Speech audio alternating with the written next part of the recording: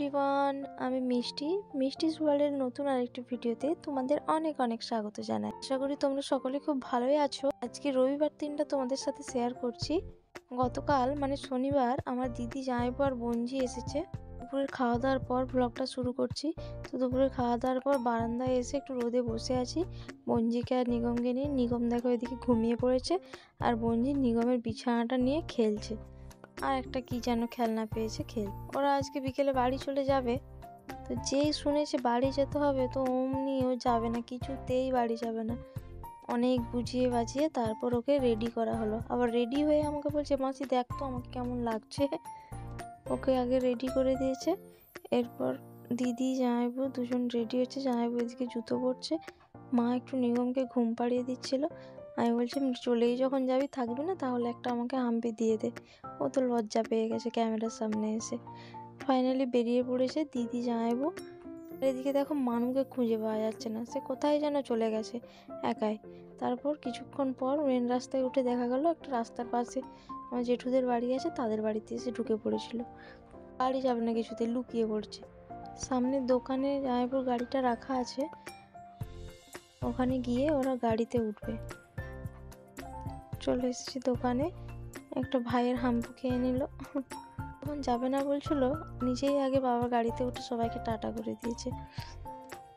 এরপর দিদিও হেলমেট পরে নিয়েছে, গাড়িতে উঠে পড়লো। ওরা পুরো রাস্তাটা বাইকেই যাবে। এবার যেহেতু জামাইপুর অফিস ছুটি ছিল আর মানুরও টিউশন ছুটি ছিল, সেই জন্য ওরা একদিনের মতোই ঘুরে গেল। মায়ের শরীরটা দুদিন আগে খুব খারাপ করেছিল, সেই জন্য এসেছিল দিদি একবার মার সাথে দেখা করতে আর কি। নিগমকে ওর মামার কোলে মানে আমার ভাইয়ের কোলে দিয়ে কিছু কাজ ছিল সারছিলাম। এরপর দেখা হচ্ছে একেবারে সন্ধ্যার সময় তোমাদের সাথে। আজকে মাঘ মাসের 5 তারিখ আমার ঠাকুমার মৃত্যুবার্ষিকী। তো দাদুর মৃত্যুবার্ষিকীতে উদয়স্ত হরিনাম হতো যখন ঠাকুমা বেঁচে ছিলেন, তারপর হয় না আর কি এরকম। তো দাদুর মৃত্যুবার্ষিকী আর ঠাকুমার মৃত্যুবার্ষিকী দুটো দিনে একটু অল্প করে হরিনাম হয়। আজকে সেটাই হচ্ছে, সেটাই তোমাদের দেখাবো। আর হচ্ছে সন্ধ্যাবেলায় একটু হরিনামের পর ওই ব্রাহ্মণ ভোজনের ব্যবস্থা আর কি, ছোটো করে যেটুকু করতে পারা যায়। চলো তোমরা দেখতে থাকো।